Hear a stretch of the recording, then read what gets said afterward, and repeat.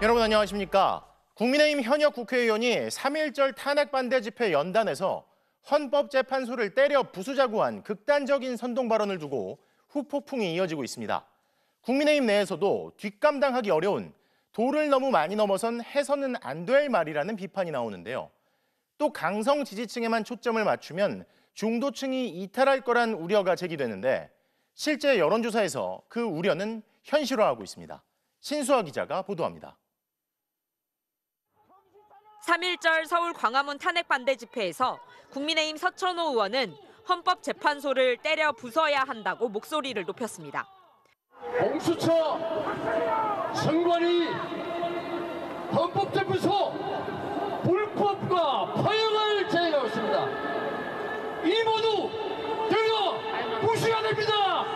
부수자! 더불어민주당 등 야권은 헌법 질서를 정면 부정한 선동이라며 서 의원을 국회 윤리특위에 제소하기로 했습니다. 조국혁신당은 과거 친일파 청산을 못 이룬 반민특위를 교훈 삼아 내란 동조 세력을 처벌할 반헌법행위 조사특위를 만들자고 제안했습니다. 국헌 문란에 이르는 막말을 서슴지 않았습니다. 서 의원의 막말은 국회 윤리위원회 제소로는 부족한 매우 심각한 망언입니다.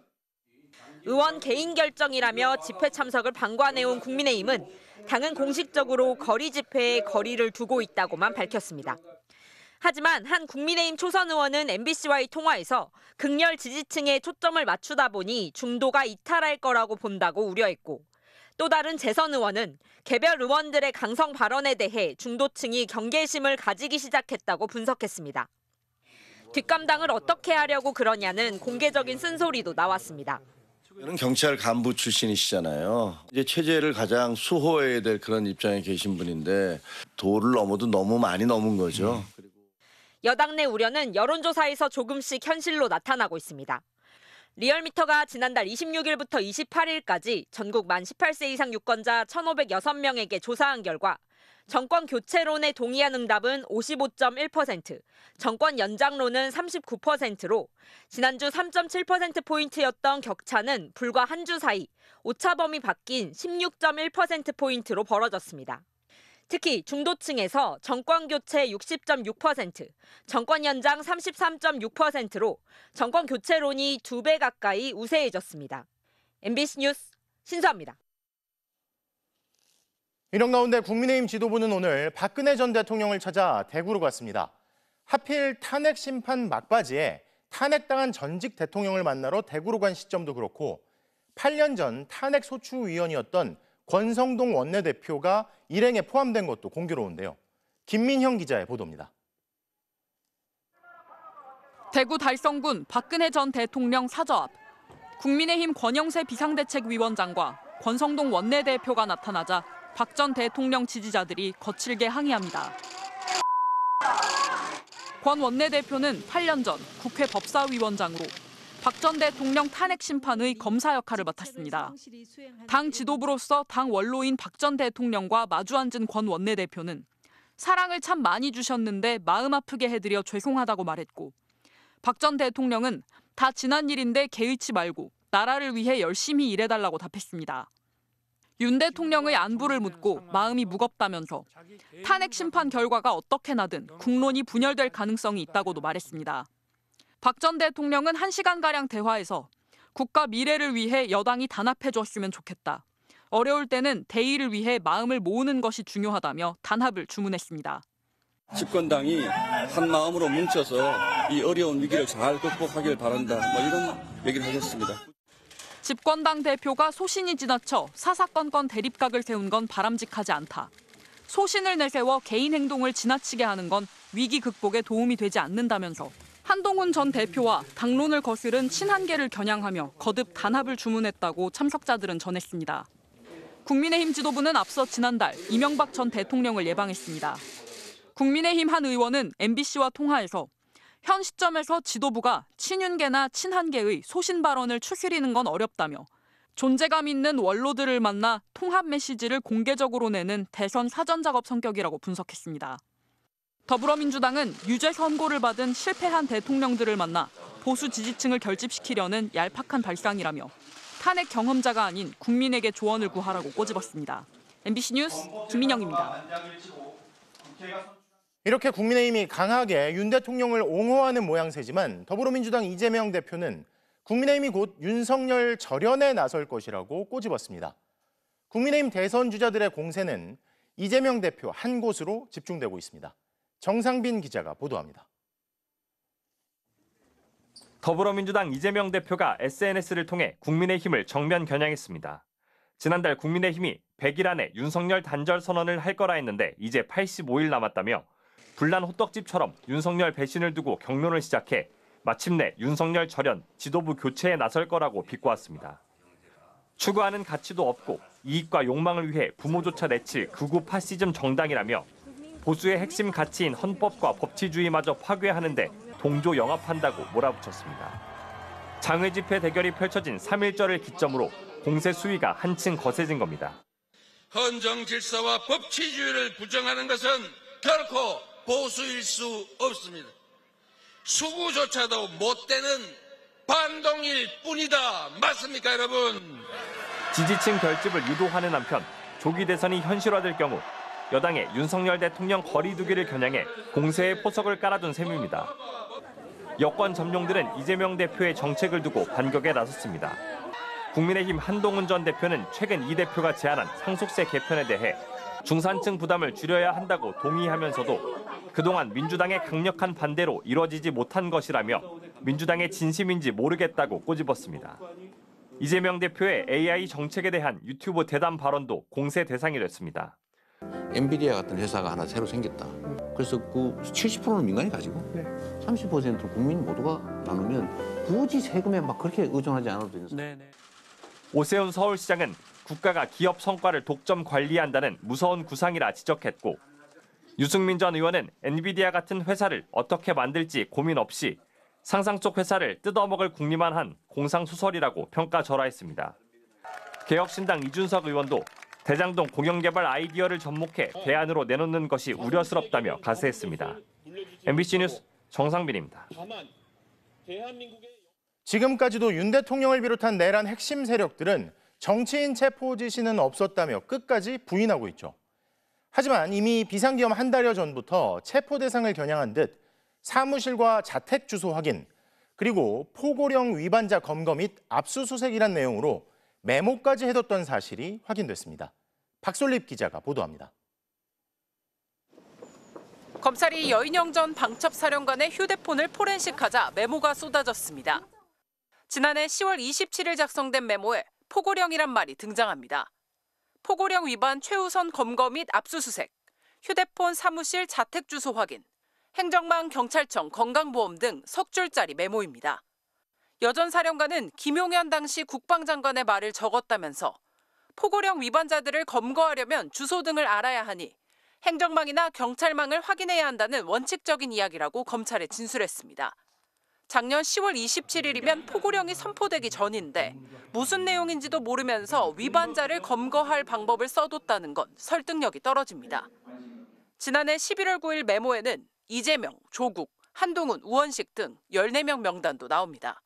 여 전 사령관은 김 전 장관이 자주 인물평을 해온 사람들 명단을 적어둔 거지 다른 의미는 없다는 취지로 답했습니다.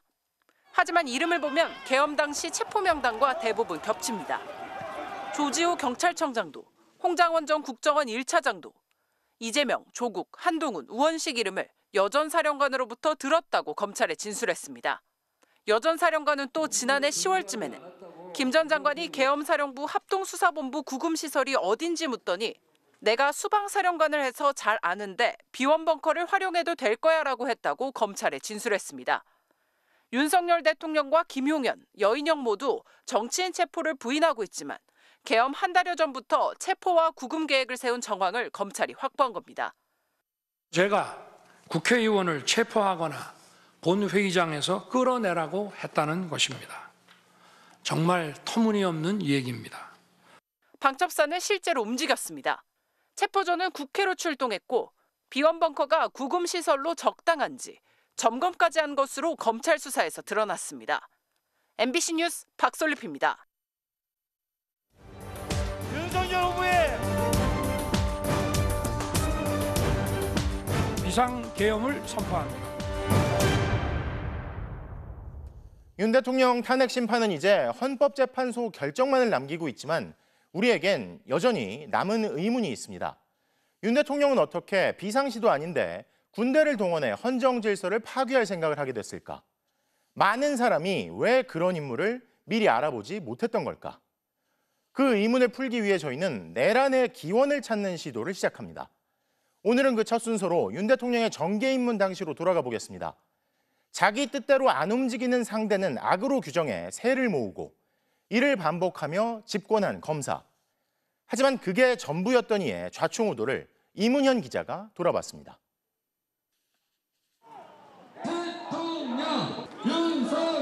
지난 2021년 6월 검찰총장을 사퇴한 뒤 넉 달이 지난 윤석열 전 검사는 모두가 예상한 대로 대선 출마를 선언했습니다. 이제 우리는 이런 부패하고 무능한 세력의 집권 연장과 국민 약탈을 막아야 합니다. 사람에 충성하지 않는다. 자신의 말처럼 자신을 중용한 문재인 정권을 정면 겨냥하며 유력주자로 급부상했습니다. 서울법대를 나와 구수 끝에 사법고시를 통과해 검사 26년 경력이 전부이다 보니 정치인으로서 자질 논란은 끊이지 않았습니다. 혹시 직접 주택청약 같은 거 이렇게 통장 만들어 보신 적 있습니까? 아니 저는 뭐 집이 없어서 만들어 보진 못했습니다만 집이 없으면 만들어야죠 오히려. 네. 알리백이 뭐죠? 그러니까 이게 재생에너지 100%. 재생에너지 100%. 대통령 윤석열의 행보를 예고하는 듯한 장면들도 유권자들은 이미 목격했습니다. 한자 왕자를 쓴 손바닥, 그리고 동네 할머니가 써줬다는 해명까지. 무속과 불통 논란의 예고편이었습니다. 위신에 쩔어가지고 점쟁이 대선하려는 것도 그건 맞지 않습니다. 법과 원칙을 내세웠던 전직 강골 검사는 아내의 허위 경력 의혹, 장모의 각종 위법 논란이 이어져도 처가를 감쌌습니다. 그 부분적으로는 모르겠습니다만 전체적으로 허위 경력은 아니고 언론이 잘못된 보도를 하면 파산할 정도로 강하게 책임을 물어야 한다는 적대적 언론관도 드러냈습니다. 무책임하게 어떤 소형 언론사가 던졌을 때 그 언론사는 그 보도 하나로 갈 수도 있는 거죠. 2022년 3월 정계 입문 8개월 된 정치 초보 윤석열 후보는 0.7%포인트 차이로 대한민국의 20번째 대권을 거머쥐었습니다. 정치를 배워본 적 없는 그는 2년 반 넘게 대화하고 협상하기보다는 마치 검사처럼 야당을 공격하고 대립하기만을 거듭했고 급기야 그 야당이 국권 침탈 세력이라며 군부대를 동원했다 탄핵의 기로에 섰습니다. MBC 뉴스 이문현입니다. 중앙선거관리위원회 김세환 전 사무총장이 정치인들과 연락을 주고받기 위한 이른바 세컨드폰을 쓴 사실이 감사원 감찰에서 적발돼 논란이 됐습니다. 국민의힘은 즉각 왜 세컨드폰으로 정치인과 몰래 전화를 하느냐며 거센 공세에 나섰는데 하루 만에 공세가 쏙 들어갔습니다. 알고 보니 김 전 사무총장이 국민의힘 소속으로 지자체 보궐선거 당내 경선에 참여했던 이력이 있었던 건데요. 김지인 기자의 보도입니다. 헌법재판소가 감사원의 중앙선거관리위원회 감찰은 위헌이라고 결정한 지난달 27일 감사원은 선관위 채용에서 878건의 규정 위반을 적발했다는 감사 결과를 발표했습니다. 감찰이 위헌이라는데 감찰이 정당했다는 듯 결과를 발표한 겁니다. 한 보수 일간지는 380여 쪽의 감사 보고서 중 한 단락을 발췌해 선관위 김세환 전 사무총장이 정치인들과 연락하는 용도로 이른바 세컨드폰을 만들었다 적발됐다고 보도했습니다. 김 전 총장은 감사원에 정치인들과 각양각색 이야기를 했고 그 부분까진 말할 수 없다고 해명했습니다. 국민의힘은 즉시 부패 카르텔을 어떻게 믿느냐, 민주주의 위기는 선관위 불신에서 잉태됐다며 맹공을 퍼부었습니다.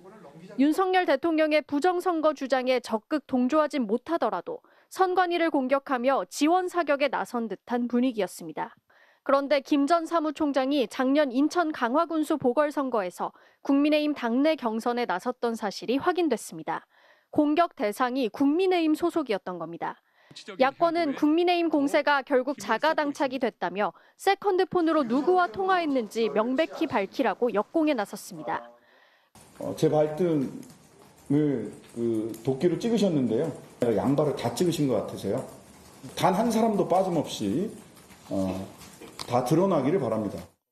국민의힘은 당 공식 입장을 내놓지 않은 채 연고지에 따라 기회주의적으로 기웃거렸을 뿐이라며 돌연 거리두기에 나섰습니다. 여야는 선관위 채용 비리를 두고도 신경전을 이어갔습니다. 국민의힘은 선관위를 국회 국정조사 대상에 포함시키고 사무총장은 청문회를 실시하는 방안을 추진하기로 했습니다. 민주당은 선관위 감시 장치가 시급하다며 원칙적으로 동의하면서도 헌재 결정대로 감사원 감찰 대상에서 선관위를 제외하는 법안을 내놨습니다. MBC 뉴스 김지인입니다. 윤석열 대통령 지지자들과 극우 유튜버들이 잇따라 대학가를 돌며 탄핵 반대 시위를 키우고 있습니다. 오늘은 중앙대와 전북대, 충북대 등이 이른바 극우 시위대의 표적이 됐는데요. 외부 세력이 가세해 대학가의 갈등을 조장하고 마치 탄핵 반대 여론이 커지는 것처럼 호도하고 있다는 비판이 나옵니다. 이승지 기자가 취재했습니다. 중앙대학교 정문앞 횡단보도 사이로 윤석열 대통령 화면 촉구와 탄핵 반대 소리가 뒤엉켰습니다. 곳곳에서 고성과 욕설이 오갔고 일부 집회 참가자들이 달려들면서 몸싸움까지 벌어졌습니다.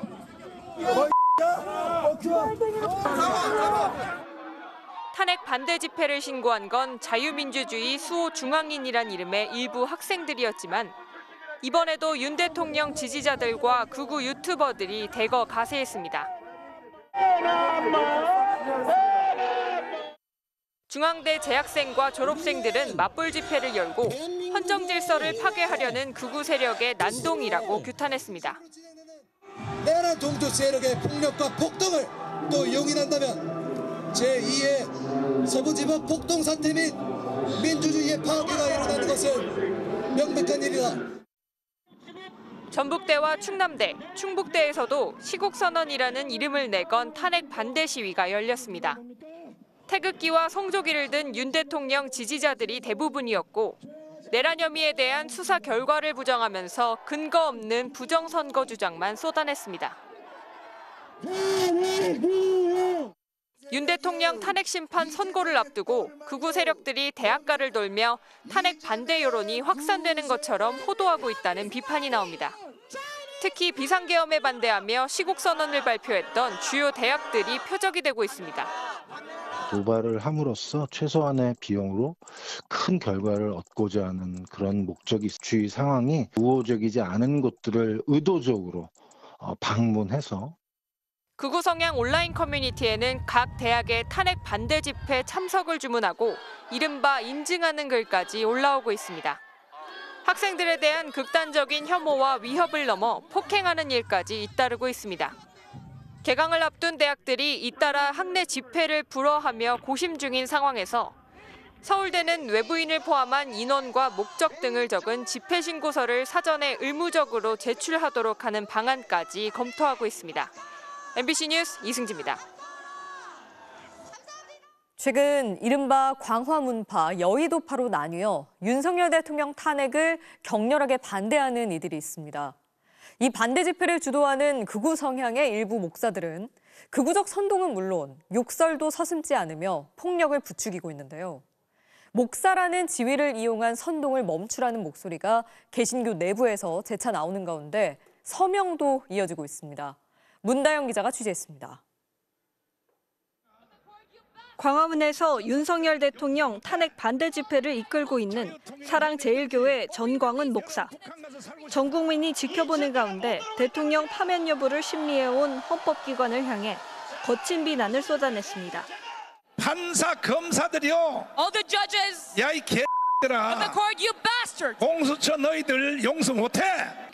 헌법재판소를 지금부터 해체하겠습니다. 이른바 여의도파를 이끌고 있는 세계로교회 손연보 목사도 헌법재판소와 야당 대표를 향한 적개심을 숨기지 않습니다. 이재명이 죽어야 나라가 산다. 사법절차를 지키지 않는 헌법재판소는 산산조각이 날 것이다. 극우의 얼굴로 떠오른 목사들을 보며 목사라서 죄송하다는 목소리가 개신교 내부에서 나왔습니다. 부산 맑은물교회 하창환 목사. 그저 목사라서 죄송합니다라는 얘기를 먼저 합니다. 지금 상황이 심각해서.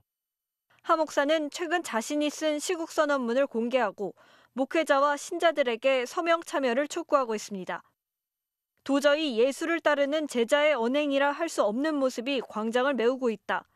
교회가 소금과 빛의 역할을 하지 못했고 세상의 선전과 선동에 미혹돼 오히려 이를 확대 재생산하는 지경에 이르러 엎드려 참여한다는 내용입니다.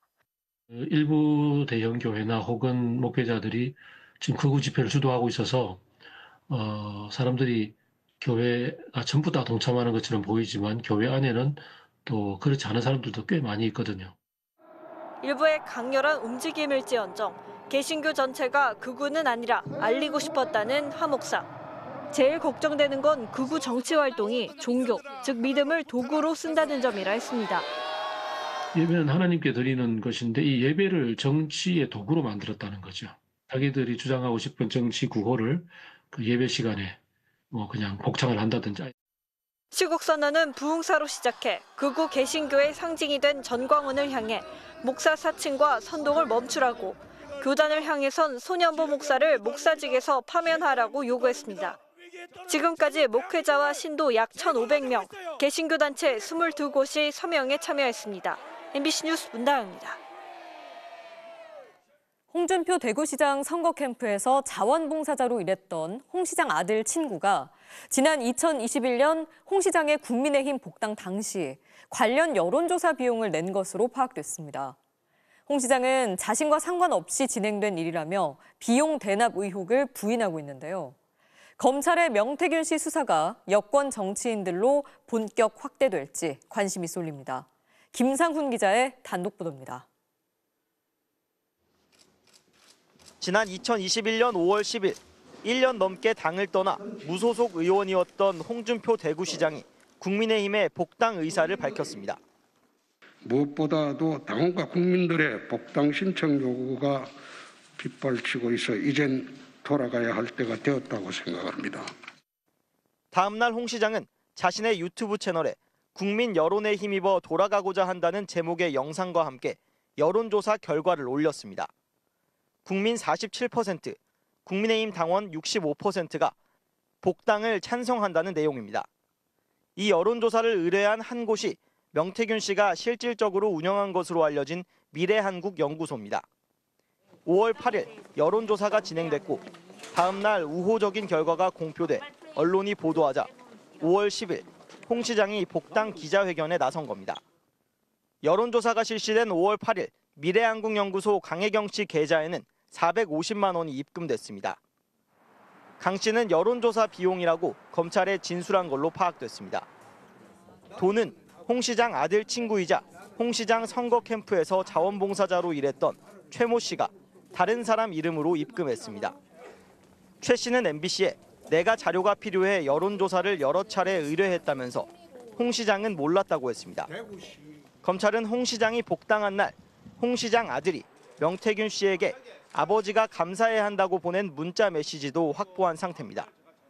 홍 시장은 앞서 아들이 최 씨를 통해 들은 명 씨의 일방적 주장에 속아 감사 문자를 보낸 것이라며 이후 아들이 최 씨와 의절했다고 했습니다.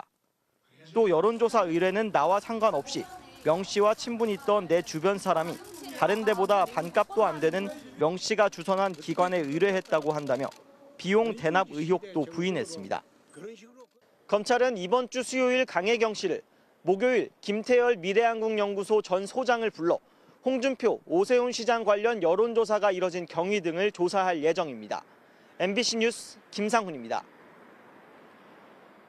마은혁 헌법재판관 후보자를 임명하라는 취지의 헌법재판소 결정이 나온 지 오늘로 닷새째지만 최상목 대통령 권한대행의 침묵은 길어지고 있습니다. 최 대행은 앞서 헌재 결정문 내용을 보고 여러 가지를 검토해 결정하겠다는 입장을 밝혔는데요. 결정문 내용을 들여다보면 임명을 미루고 있는 최 대행은 지금도 헌법 위반을 저지르고 있는 셈입니다. 구나연 기자입니다. 헌법은 대통령이 9명의 헌법재판관을 임명하되 3명은 국회에서 선출하고 3명은 대법원장이 지명한 사람을 임명하도록 했습니다. 3권 분립 취지입니다. 행정, 입법, 사법부가 헌법재판소 구성에 동등하게 참여하도록 해 권력 견제와 균형을 이루자는 겁니다. 헌재는 특히 국민의 대표기관인 국회 몫은 민주적 정당성을 높이는 데 의의가 있다고 밝혔습니다. 이런 이유로 국회의 재판관 선출권은 독자적이고 실질적인 것이라고 했습니다. 대통령이 임의로 임명을 거부하거나 선별 임명해선 안 된다는 겁니다. 그럴 경우 3권 분립을 해치게 됩니다. 헌재는 대통령의 헌법재판관 임명은 권한인 동시에 헌법상 의무라고 못 박았습니다. 대통령 권한을 대행하는 국무총리나 국무위원 역시 마찬가지라고 했습니다. 대통령이든 권한대행이든 국회목 재판관을 임명하지 않으면 헌법상 의무를 저버리는 헌법 위반인 겁니다. 최상목 대통령 권한대행은 국회가 선출한 마은혁 재판관 후보자를 임명하지 않고 있습니다. 헌재는 최 대행에게 재판관 임명 의무가 생긴 건 2024년 12월 27일부터라고 봤습니다. 한덕수 국무총리가 탄핵 소추돼 최 대행이 대통령 권한을 대행하기 시작한 날입니다. 오늘로 67일째 헌법상 의무를 다하지 않고 있는 겁니다.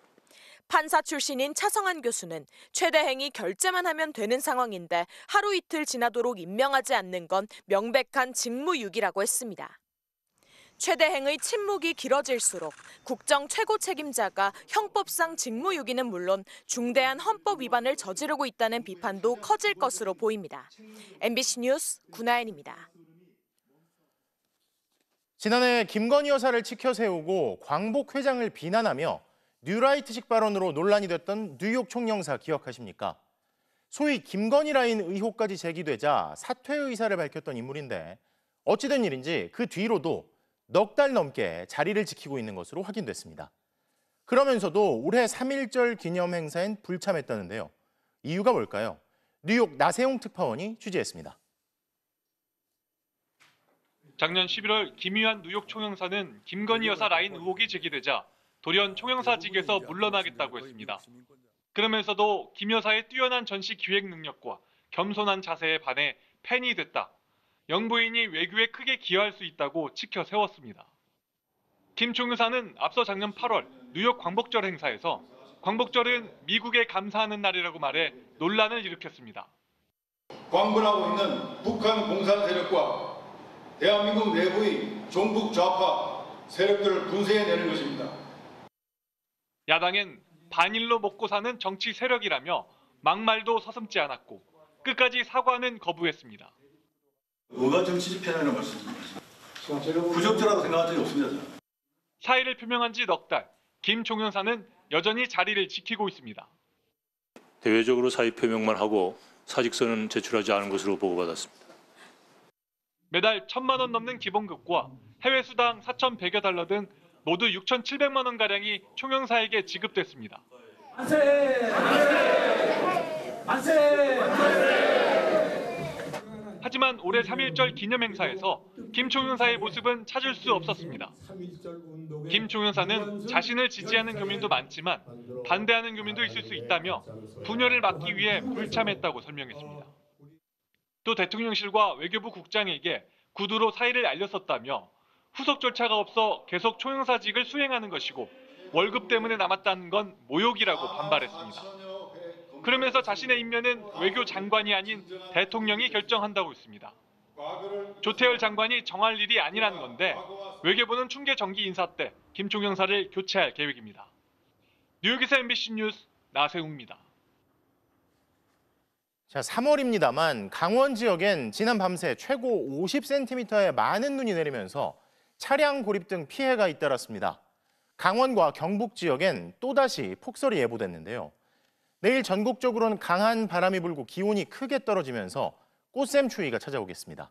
박은지 기자입니다. 눈밭으로 변한 휴게소 주차장에 차량들이 엉켜 있습니다. 차와 차를 고리로 걸어서 끌어내보고 힘을 합쳐 밀어도 보지만 헛바퀴만 돕니다. 아침에도 버스를 많이 뺐고요.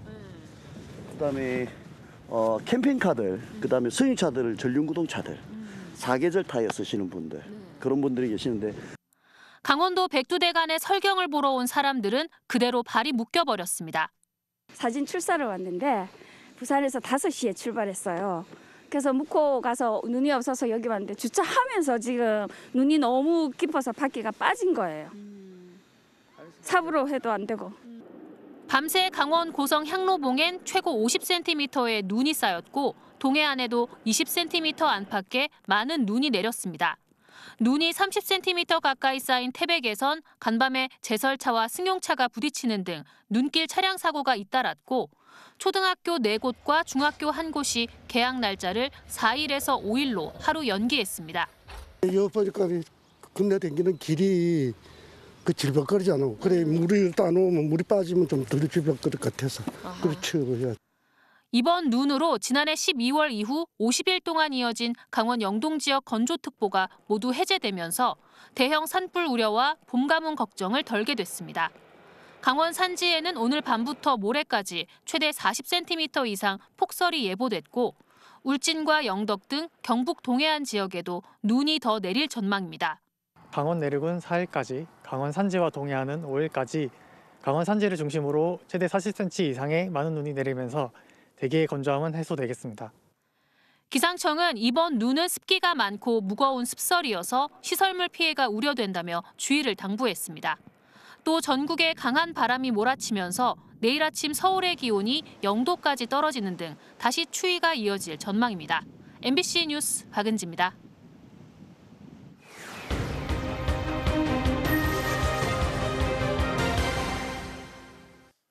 여성 혼자 사는 오피스텔에 관리실 직원이 마스터키로 문을 열고 들어오려 했다는 제보가 들어왔습니다. 거주자인 여성은 600여 세대가 사는 이 오피스텔에 마스터키가 있다는 사실조차 몰랐다는데요. 제보는 MBC 이승현 기자가 취재했습니다. 600여 세대가 밀집해 있는 인천 중구의 한 오피스텔입니다. 지난달 14일 오후 30대 회사원 조모 씨는 심야 근무를 마치고 잠에 들었다 누군가 문을 여는 소리에 눈을 떴습니다. 월세가 밀렸다거나 관리비 밀렸다거나 이런 사실도 전혀 없기 때문에 누구든 올 이유가 없거든요. 걸쇠가 걸려 있어 문은 열리지 않았지만 한 남성이 수차례 문을 잡아당겼다고 합니다. 신고를 받고 출동한 경찰이 확인해 보니 남성은 오피스텔 관리실 직원이었습니다. 이 남성은 MBC 취재진에게 오피스텔을 어떻게 관리하는지 설명하기 위해 임대인들과 공실, 즉 빈집을 들여다보려 했던 것이라며 빈방인 줄 알았다고 주장했습니다. 비상 상황에 대비해 오피스텔 측이 보관 중인 이른바 마스터키를 쓴 걸로 파악됐습니다. 실제 살고 있는 조 씨는 물론 해당 집주인에게 어떤 확인도 하지 않고 빈방을 보러 간다는 말에 아무렇지 않게 마스터키를 내준 겁니다. 허락을 받고 집을 보여준다든지 또는 임차인이 있는 상태에서 집을 보여주는 것이 맞겠고요. 그렇지 않고 집을 그냥 열어주는 행위를 한다 이러면 주거 침입죄에 해당할 수 있으니까. 조 씨는 그날 이후 불면증에 시달리며 극심한 불안감을 호소하고 있습니다. 성범죄 피해자가 되거나 아니면은 진짜 누가 죽이겠구나 이런 생각을 할 정도로 공포감이 극심했고. 조 씨의 고소장을 접수한 경찰은 관리실 직원을 주거침입 혐의로 입건하고 자세한 방문 경위를 수사하고 있습니다. 오피스텔 측은 앞으로 공실 방문 여부를 철저히 확인하고 실제 빈방을 점검할 때도 마스터키는 내주지 않는 등 관리를 강화하겠다고 밝혔습니다. MBC 뉴스 이승현입니다.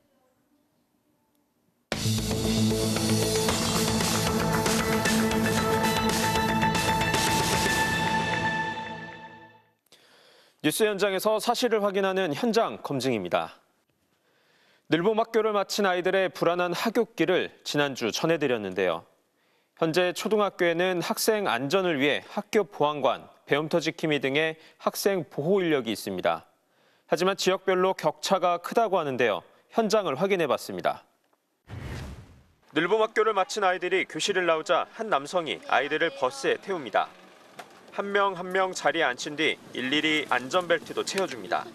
목적지에 도착하자 한 명씩 붙잡아 내려주고 보호자에게 안전하게 인계한 뒤에야 다시 버스에 오릅니다. 안녕히 가세요. 네, 수고하셨죠. 이 학교 어린이들의 안전을 책임지는 배움터 지킴이입니다. 등교 때나 하교 때 제일 처음과 끝을 저희가 항상 해주기 때문에 학부모님, 선생님들이 챙겨주지 못하는 그 작은 부분이지만 그 부분을 저희가 또 챙겨준다는. 이 학교의 한 명뿐인 배움터 지킴이의 근무 시간은 오전 8시부터 오후 4시까지. 일과 중에는 학생 안전에 큰 도움이 되지만 방과 후 늘봄학교 수업 중 퇴근해버립니다. 돌봄 애들과 유치원 애들이 학교에 아직 남아있음에도 불구하고 저희가 이제 업무 시간이 이제 끝나버리는 거라. 경기도 화성의 한 초등학교. 취재진이 정문을 통과해 안으로 들어가는데 아무도 확인하는 사람이 없습니다. 운동장에서는 아이들이 지켜보는 어른 한 명 없이 뛰어놀고 있고 교문 앞 학교 안전지킴이실은 굳게 잠겨 있습니다. 학교 예산 부족으로 안전지킴이 운영이 중단된 겁니다. 경기도 파주의 이 초등학교도 학교 안전지킴이가 없기는 마찬가지. 학생들이 나갈 때도 외부인이 들어갈 때도 확인하는 사람이 없습니다. 방학에도 늘봄학교가 운영되고 있지만 예산이 부족해 학기 중 3교대로 운영되고 나던 학교 안전지킴이가 없는 겁니다. 경기도 교육청 관계자는 연초 각 학교에 보호인력 10개월 예산을 배정하고 나머지는 학교 예산으로 운용하라고 공지해 예산 부족은 이해가 안 된다며 일선 학교들과 다른 입장을 보였습니다.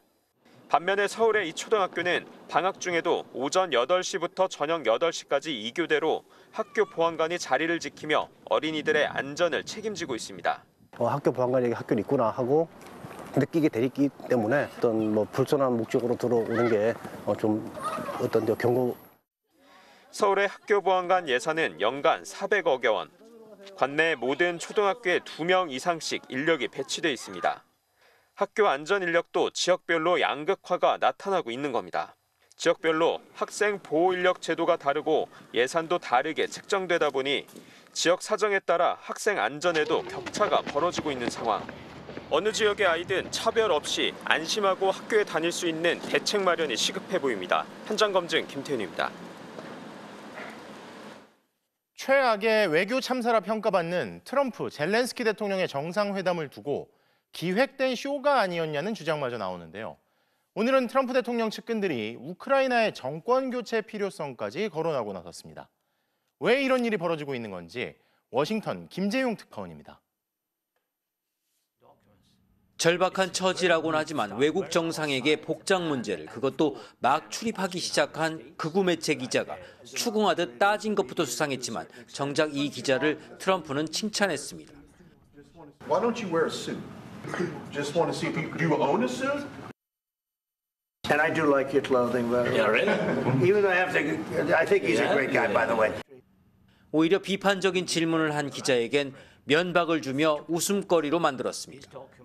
You know, they ought to focus on CNN on survival, not asking me these ridiculous questions. 벤스 부통령에게 발언권을 준 것도 트럼프였고 젤렌스키가 틀렸다는 걸 미국인들이 알아야 한다며 긴 시간 회담을 공개하는 것이라고도 했습니다. I think we've seen enough. What do you think? Huh? This is going to be great television, I will say that. 석연치 않은 이런 점들 때문에 서둘러 전쟁을 봉합한 뒤 광물 협정을 통해 경제적 이득을 취하려던 계획이 뜻대로 안 풀리자 파국이란 충격을 주는 기획된 쇼를 노린 게 아니었냐는 분석까지 나오고 있습니다. 이제 국가안보보좌관, 국가정보국장, 심지어 하원 의장까지 나서서 젤렌스키 교체를 노린 듯한 공세를 펴고 있습니다. Well, something has to change. Either he needs to come to his senses and come back to the table in gratitude, or someone else needs to lead the country to do that. 트럼프 대통령은 젤렌스키가 평화를 바라지 않는다고 비난하며 지지율이 4%라는 근거를 알 수 없는 주장을 하고 있습니다. 하지만 지난달 나온 우크라이나 여론조사 결과 젤렌스키의 지지율은 한 달 전보다 무려 8%포인트 상승한 65%를 기록했습니다. 트럼프가 젤렌스키 축출을 바라는 건 6년 전 바이든의 차남 헌터 바이든의 비리를 수사해달라는 요구를 젤렌스키가 거부한 것에서 오는 악감정 때문이라는 분석도 있습니다. 워싱턴에서 MBC 뉴스 김재용입니다. 백악관에서의 설전 후 영국으로 넘어간 젤렌스키 대통령은 유럽 정상들과 만난 자리에선 미국과 광물 협정을 체결할 수 있다면서 입장을 바꿨습니다. 유럽은 일단 우크라이나에 대한 지지를 약속하고 자체 수습안을 내놓고 있는데요. 미국 없이 가능할지 속내는 복잡합니다. 김민찬 특파원이 보도합니다. 미국에서 정권 교체까지 거론되는 상황에서 영국에 도착한 젤렌스키 대통령은 트럼프 대통령을 다시 만날 수 있다고 했습니다. 진짜 문제를 논의할 수 있다며 광물 협정 얘기를 다시 꺼냈습니다. Що вона буде підписана з нашого боку, ми готові підписувати. Я, чесно кажучи, думаю, що і Сполучені Штати будуть готові. Напевно. 백악관에서의 논란을 의식한 듯 기자들 앞에서는 우크라이나 말로만 답했는데 미국의 지원도 미국과의 관계도 계속될 것이라고 희망했습니다. 하지만 트럼프 행정부에서 요구한 사과라는 단어는 그의 입에서 나오지 않았습니다. 유럽 정상들은 일단 젤렌스키에 대한 지지를 표명했습니다. 찰스 3세 영국 국왕까지 나서 전투복 차림의 젤렌스키와 1시간 동안 회동했고 51번째 주가 되라며 합병 압박을 받고 있는 캐나다 트루도 총리도 영국으로와 우크라이나 편에 섰습니다. 유럽 정상들은 자체적인 안보 대책을 세워 미국에 제시하겠다는 계획도 밝혔습니다. 우선 우크라이나 전쟁의 한 달 휴전과 유럽 군대가 종전 이후 우크라이나에 주둔하는 이른바 의지의 연합을 추진할 계획입니다. We will go further to develop a coalition of the willing to defend a deal in Ukraine and to guarantee the peace. 미국과 러시아 주도의 종전 협상에 변화를 주겠다는 건데 미국과 러시아가 어떤 반응을 보일지는 불투명합니다. 유럽이 정말 우려하는 건 미국과 러시아의 밀착 행보입니다. 유럽과 미국의 대서양 동맹에 위기가 오는 건 아닌지 미국의 눈치를 볼 수밖에 없는데요. 유럽 정상들은 오늘 6일 벨기에에서 다시 만나 논의를 이어갑니다. 베를린에서 MBC 뉴스 김민찬입니다. 치즈나 고기같이 덩어리로 나오는 식재료들. 한 번에 다 못 먹을 것 같아서 구입을 망설이는 경우가 많은데요. 1인 가구가 늘고 또 식료품 가격이 오르면서 작게 조금씩 나눠서 파는 매장이 늘고 있습니다. 가격을 크게 올리는 것도 아니라는데 이른바 소분 마케팅, 박성원 기자가 취재했습니다. 풍미 가득한 유럽산 치즈가 진열돼 있습니다. 비싼 건 10g에 2,500원, 저렴한 제품도 10g에 500원으로 가격이 만만치 않습니다. 덩어리째 사기엔 부담스러운 가격인데 이 식품 매장에선 원하는 만큼만 작게 잘라서 팔고 있습니다. 10g당 가격은 그대로입니다. 크게 살 때는 비싸서 구매할 때 고려가 됐었는데 이렇게 작게 소분해서 파시니까 그래도 구매하기가 더 쉬울 것 같고. 천연 벌꿀 제품도 원하는 만큼 미니병에 담아서 팝니다. 150ml짜리가 9,000원 정도. 적은 양이라고 가격을 더 올려받지는 않습니다. 이 고깃집은 1인분을 200g으로 정해 팔다가 올해부터 판매량을 100g 단위로 바꿨습니다. 소비자 입장에서는 같은 금액에 다양한 메뉴를 먹을 수 있다는 게 장점입니다. 소비 심리가 많이 위축됐잖아요. 그러다 보니까 이제 100g씩 먹는 게 좀 확실히 오기가 조금 편한 것 같아요. 고기 손질이나 관리에는 시간이 더 든다고 합니다. 식재료나 음식을 작게 쪼개 팔면 그만큼 인건비나 포장비도 올라갑니다. 고기는 어차피 작업을 해야 되고 하니까 칼 한 번 더 대면 되는 거 그거는 뭐 생각을 안 했었어요. 1인 가구의 소비 방식에 맞춰 늘어난 판매 비용을 감소하는 게 이른바 소분 판매 전략의 핵심입니다. 추가 비용이 발생을 해서 가격이 높은 것이 일반적인데 단위당 가격을 동일하게 함으로써 소비자 입장에선 만족감을 얻을 수가 있습니다. 지난해 국내 소비자들의 소용량 식품 구매 경험률은 74%, 과일, 김치와 반찬, 채소 순으로 구매 빈도가 높았습니다. 특히 신선식품의 강점을 가진 오프라인 매장들은 저렴한 소분 판매 전략으로 치열하게 경쟁할 것으로 보입니다. MBC 뉴스 박성원입니다. 그동안 주식 거래는 당연히 한국거래소를 통해 이뤄졌죠. 그런데 내일부터 또 다른 거래시장, 이른바 대체거래소가 문을 엽니다. 이젠 거래소도 선택할 수 있게 된 건데요. 거래 시간도 아침, 저녁으로 크게 늘어납니다. 정희인 기자가 전해드립니다. 오는 4일 출범을 앞둔 대체거래소 상황실. 막바지 점검이 한창입니다. 주가 등락률은 잘 표시되는지, 증권사와 연동은 잘 되는지 확인합니다. 코스피가 전날 대비 이렇게 매출되는 것처럼 저희도 이제 시장의 등락은 대체거래소의 등장으로 증권시장에서 70년간 이어져온 한국거래소의 독점이 깨지고 경쟁체제가 시작됩니다. 가장 큰 변화는 주식거래 시간입니다. 기존의 정규거래 시간은 오전 9시부터 오후 3시 반까지였는데 대체거래소에서는 오전 8시부터 오후 8시까지 12시간으로 늘어납니다. 직장인들이라든가 또 학업에 쫓겨서 투자 못했던 분들도 여유 있게 저녁 때 여러 가지 정보를 보면서 여유 있는 투자를 할 수 있는. 매매 수수료는 기존보다 최대 40% 저렴해지고 중간가 호가, 스톱 지정가 호가 등 새로운 주문 방식도 추가됩니다. 무엇보다 거래소가 2곳으로 늘어나면서 투자자들은 원하는 거래소를 골라 주식을 거래할 수 있습니다.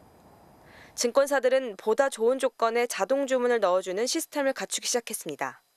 일단 이용자 입장에서 봤을 때 이제 선택지가 늘어난다는 거니까 이제 어느 쪽이 더 수수료가 셀 수도 있고 이제 시장 변동에 볼 수 있는 게 편한 게 있을 수도 있고. 다만 대체거래소 출범 첫 주에는 10개 종목만 거래가 가능하고 4주차 이후 SK하이닉스와 삼성전자를 포함해 800여 개 종목으로 늘어납니다. 전문가들은 거래 시간 연장과 저렴한 이용료로 대체거래소에 대한 관심이 커질 것으로 봅니다. 다만 최근 수요가 높아진 상장지수 펀드, ETF 거래는 아직 허용되지 않았습니다. 또 한 종목을 두고 양 거래소에서 가격이 서로 다를 경우 전문 투자자의 초단타 매매나 시세 조정이 벌어질 수 있다는 우려도 나옵니다. MBC 뉴스 정혜인입니다.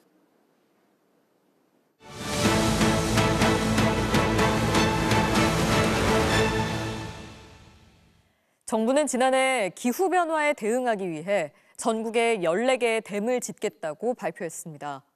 하지만 미국과 유럽 국가들은 오히려 낡은 댐을 철거해 가고 있는데요. MBC는 이 시점에 댐이 정말 필요한지, 외국은 왜 허물고 있는지를 연속기획으로 짚어보려 합니다. 먼저 기후환경팀 김민욱 환경전문기자가 10여 년 전 댐을 철거한 미국 서부 엘화강과 우리나라 강의 모습을 비교해 보여드리겠습니다. 미국 시애틀 서쪽 100km 떨어진 곳에 위치한 올림픽 국립공원. 제주도 2배 면적의 광활한 공원 한가운데로 엘화강이 힘차게 흐릅니다. 강 하류에서 저 위에 댐이 있던 데까지 도로가 있었거든요. 근데 도로가 끊어졌고 복원할 계획이 없답니다. 이렇게 작은 오솔길 같은 데를 통과해서 예전에 댐이 있던 장소까지 가야 됩니다. 강을 따라 5km가량 산을 오르자 11년 전 철거된 글라인스 캐년 댐이 나타납니다. 높이 64m였던 글라인스 캐년 댐은 1925년에 완공됐습니다. 그리고 100년 동안 강을 막고 전기를 생산하다가 2014년에 철거됐습니다. 거대한 호수가 사라지자 100년 가까이 물에 잠겨있던 넓은 땅이 모습을 드러냈습니다. 숲이 다시 생겨나기 시작했고 강에는 연어들이 돌아왔습니다. 댐 철거 9년 만에 이곳 원주민들은 조상들이 그랬던 것처럼 연어를 잡을 수 있게 됐습니다. 강과 바다가 만나는 곳에는 커다란 모래톱이 생겨났습니다. 보다 복잡한 지형으로 바뀌었고 자연스럽게 연안 생물들이 살아가기 좋은 환경이 됐습니다. The change in the Elwha was pretty dramatic. It happened so quickly there. They had fish showing up, within that first year up above where the former dam was located. 미국은 2023년에만 80개의 댐을 철거했습니다. 1912년부터 재작년까지 미국에선 2,000개가 넘는 댐이 철거됐습니다. 유지보다 철거가 더 이득이라는 판단 때문입니다. 한국은 어떨까요? 강원도 평창, 깊은 산골짜기 한가운데 높이 72m의 도암댐이 서 있습니다. 1990년에 만들어진 수력 발전용 댐이지만 수질 오염으로 2001년부터는 발전이 중단됐습니다. 하류 쪽에는 침전물도 많이 쌓이고 또 아주 가뭄에는 냄새도 좀 심합니다. 경북의 영주댐도 여름만 되면 녹조 때문에 골치를 앓습니다. 4대강 사업 당시 낙동강 수질 개선 목적으로 만들어졌다는 건설 취지가 무색할 정도입니다. 우리 학계에서도 댐 철거가 더 이득이라는 연구 결과가 나오고 있습니다. 50년간 영주댐 유지에 따른 외부 비용은 약 1,960억 원으로 나왔습니다. 영주댐을 제거하는 것이 장기적으로 더 큰 이득을 가져올 것으로 판단됩니다. 댐을 지으면 어쩔 수 없이 환경이 파괴됩니다. 그걸 감수할 정도로 이용 가치가 있을 때 댐을 짓습니다. 하지만 이처럼 지어놓고도 쓰지 못하는 댐들이 있습니다. 그런데도 윤석열 정부는 지난해 14개의 댐을 더 짓겠다고 발표했습니다. 더 이상 국가주도 댐 건설을 중단하겠다는 7년 전 발표를 뒤집은 겁니다. 기후위기와 사회적 여건 변화에 따른 홍수와 가뭄 등 직면한 물 문제에 적극 대응하기 위해 반대 의견도 만만치 않습니다. 단순히 댐을 많이 만들면 수자원도 확보하고 재난도 관리할 수 있을 거라고 생각하는 것은 상당히 위험한 생각입니다. 환경부는 최대한 빠르게 절차를 진행해 댐 착공에 나설 계획입니다. 절차상 잘못이라는 문제 제기와 거센 반대에도 불구하고 최근 주민공청회를 마무리지었습니다. 그럼에도 반대가 이어지자 이번에는 댐 주변 지역 지원금을 늘린다고 발표했습니다. 허무는 미국, 그리고 더 짓겠다는 한국. 과연 누구의 선택이 옳을까요? MBC 뉴스 김민욱입니다.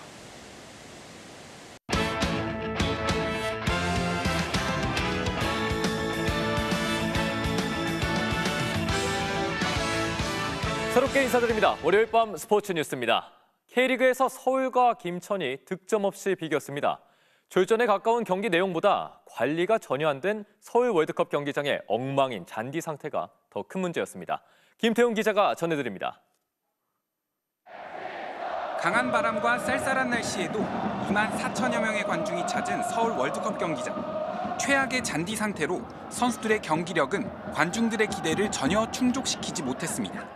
서울의 슈퍼스타 링가드는 튀어나온 잔디를 발로 다지며 불평을 드러내기도 했고 방향을 급히 전환하는 과정에서 잔디가 움푹 패여 발목이 돌아가면서 크게 다칠 뻔한 아찔한 장면이 벌어지기도 했습니다. 전반전 직후 관리 직원이 급히 투입됐지만 상황은 전혀 나아지지 않았습니다. 주심도 잔디에 걸려 넘어질 뻔했고 선수들은 마치 논두렁 같은 잔디를 수시로 밟아가며 간신히 경기를 치렀습니다.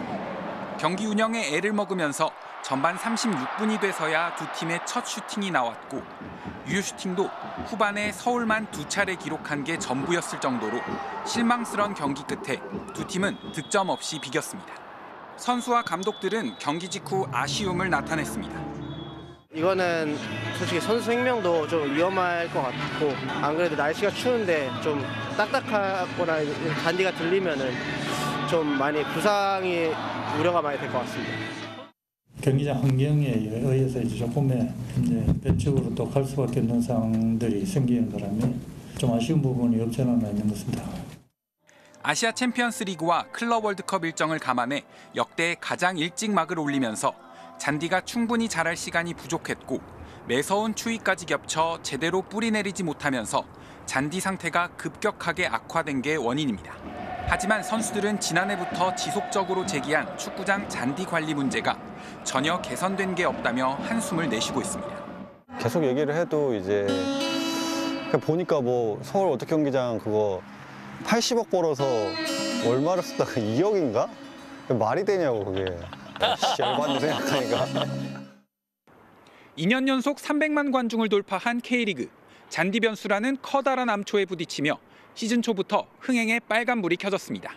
MBC 뉴스 김태훈입니다. 프로농구에서 DB가 2위 LG를 물리치고 6강 플레이오프에 대한 희망을 이어갔습니다. 정효근 선수가 이적 후 최다 득점을 기록했는데 자극제가 된 게 있었다는군요. 송기성 기자가 전합니다. LG 마레이가 주춤거리자 정효근이 보란듯이 3점포를 꽂아 넣었습니다. 골밑에서는 민첩한 속임 동작으로 또 다른 외국인 선수 먼로를 보기 좋게 따돌렸습니다.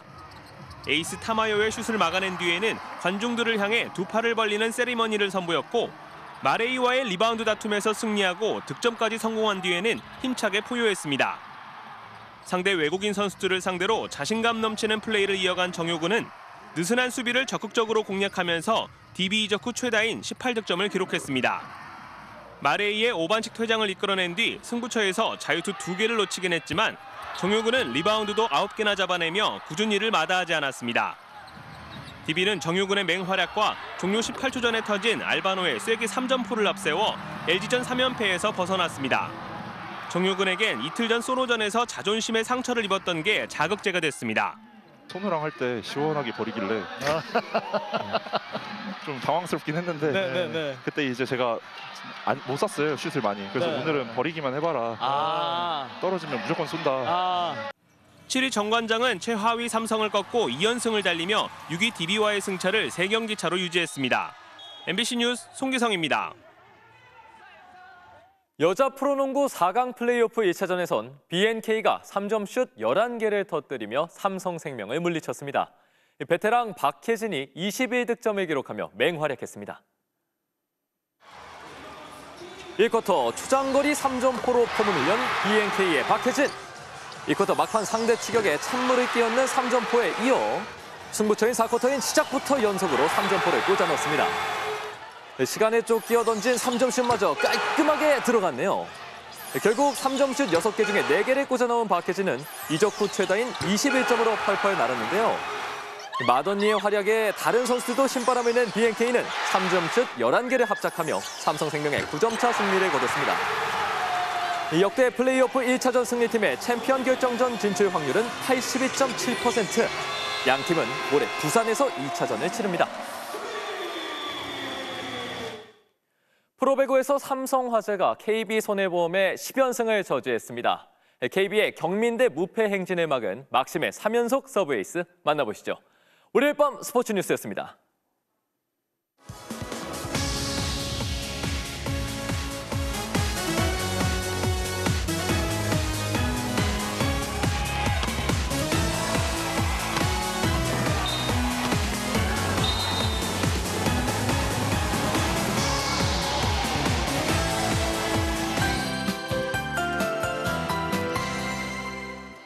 봄의 시작부터 강원도에는 폭설이 쏟아졌습니다. 이것은 오늘 강릉의 모습인데요. 마치 봄을 시샘하듯 활짝 핀 매화꽃 위로 많은 눈이 내려앉았습니다. 강원 영동 지방에 최고 50cm 이상의 많은 눈이 내렸는데요. 내일 또 전국에 눈이나 비가 오면서 다시 대설특보도 내려지겠습니다. 예상 적설량은 강원 산지에 최고 40cm 이상의 눈이 더 내리겠고요. 경기 남부에도 3에서 8, 서울에는 1에서 5cm의 눈이 예상됩니다. 특히 강원도와 경북, 충북을 중심으로 시간당 3에서 최고 5cm의 강하고 많은 눈이 집중되겠습니다. 내일은 옷차림도 따뜻하게 해주셔야겠습니다. 종일 쌀쌀한 바람이 불 것으로 보입니다. 아침 최저기온 서울은 0도, 낮 최고 기온도 4도로 오늘보다 모두 낮겠고요. 모레 낮에 점차 평년 기온을 회복하겠습니다. 비나 눈은 밤에 대부분 그치겠고요. 전남과 제주도 해안가는 내일 오전 사이 기상해일로 높은 파도가 일겠습니다. 해안가 안전사고에 유의하셔야겠습니다. 아침 최저기온은 서울과 대전 0도가 되겠고요. 낮 최고기온은 서울 4도, 대구 5도를 보이겠습니다. 절기상 경칩인 모레 낮부터 기온이 오르면서 점차 포근해질 전망입니다.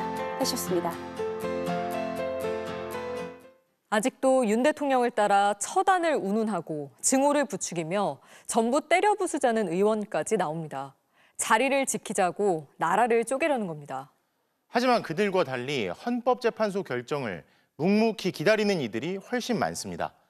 큰 소리 낼 줄 몰라서도 아니고 나설 힘이 없어서도 아니고 참는 게 편해서도 아닙니다. 대다수 국민이 지키려는 건 고작 자리가 아니라 이 나라와 법치이기 때문입니다. 월요일 뉴스데스크 마칩니다. 시청해주신 여러분 고맙습니다.